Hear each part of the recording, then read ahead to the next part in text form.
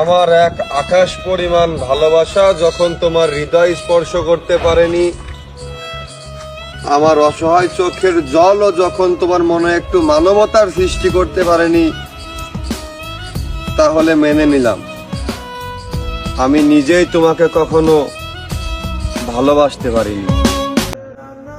যদি কখনো আমার মুখ থেকে শুনতে পারো এখন আর আমি তোমাকে ভালোবাসি না, তাহলে বলবো আমি নেশায় ছিলাম, ওটা আমার মনের কথা ছিল না। আমি সত্যি বলছি, আজও তোমাকে পাগলের মতো ভালোবাসি।